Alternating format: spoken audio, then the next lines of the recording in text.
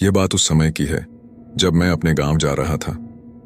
मेरा गांव पहाड़ों के बीच में बसा है, घनी आबादी से अलग थलग। मेरे गांव में एक कच्ची सड़क है जिस पर केवल एक बस चलती है जो गांव से बाहर तक ले जाती है और लाती है।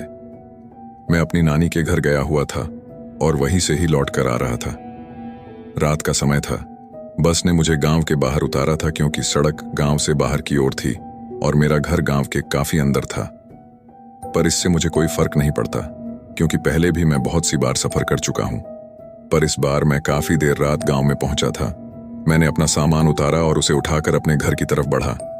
उस समय रात के लगभग 12:30 बजे थे और जैसा कि आप जानते हो, गांव में लोग जल्दी ही सो जाया करते हैं, तो वैसा ही था।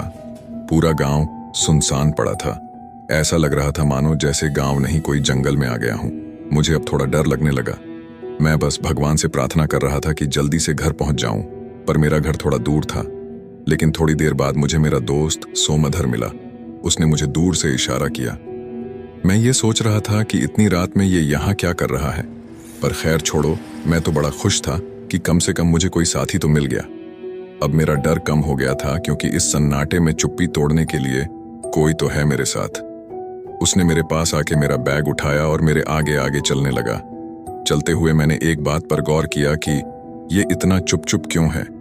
ये जब से मुझे मिला है तब से कुछ नहीं बोला, क्योंकि मेरा दोस्त सोमधर तो बहुत ही बातूनी है और ये तो इतना शांत, बड़ी ही अजीब बात है। मेरा घर बस थोड़ी ही दूरी पर था, पर अब वो एक दूसरा रास्ता लेके खेतों की तरफ बढ़ने लगा। मैंने उसको कहा, अरे भाई, कहाँ जा रहे हो? कब से देख रहा हूं, बड़े ही चुप हो, और ये खेतों की तरफ कहाँ जा रहे हो? तुम्हारा दिमाग खराब हो गया है क्या? उसने मेरा हाथ पकड़ा और जबरदस्ती मुझे खेतों की तरफ ले जाने लगा। उसका हाथ बहुत ठंडा था। मुझे समझते हुए देर न हुई कि यह मेरा दोस्त नहीं है। वो मुझे पास ही के एक कुएं तक घसीटते हुए ले जा रहा था।